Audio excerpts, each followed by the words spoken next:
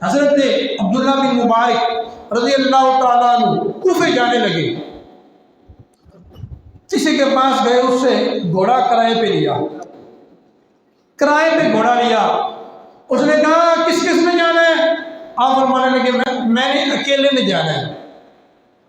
تو اس نے کہا کہ آپ نے اکیلے میں جانا ہے، ٹھیک ہے، اتنا رینٹ یہ فلاں ساری بات طے ہوئی، گھوڑا لے کر آپ نکلے، جانے لگے تھے تو ایک بندہ آیا، اس نے کہا حضور آپ کوفہ جا رہے ہیں؟ آپ نے کہا میں کوفہ جا رہا ہوں۔ اس نے کہا جی یہ میرا خط ہے، یہ میرا خط ہے، یہ لیتے جائیے گا۔ آپ نے فرمایا میری بات سن، پاس آیا، فرمایا وہ جس سے میں نے گھوڑا رینٹ پہ لیا ہے نا، چل اس کے پاس چلتے ہیں، اس سے اجازت لیتے ہیں، اگر اس نے اجازت دی تو میں تیرا خط لے کر جاؤں گا، وہ تیرا خط لے کر نہیں۔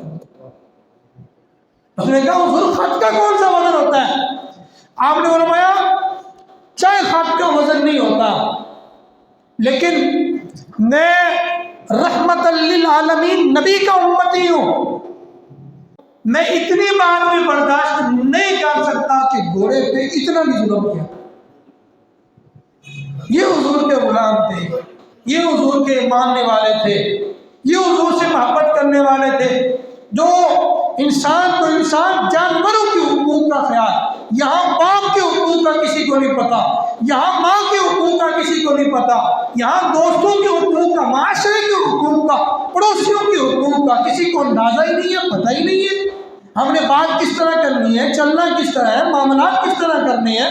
یہاں پہ ایک پڑوسی وہ دوسرے پڑوسی کو اذیت دینے کی کوشش میں ہوتا ہے، وہ کہتا ہے بس میں ہی ہوں، کوئی اور تو ہے ہی نہیں، میں جو کروں گا میں کروں، جو چاہوں میں چاہوں، میں ہوں، میں خود کفیل ہوں، میں بادشاہ ہوں۔ لیکن نبی علیہ السلام کے غلاموں، جانوروں کے حقوق اتنے بتائے گئے تو پھر انسانوں کے حقوق کیا ہوں؟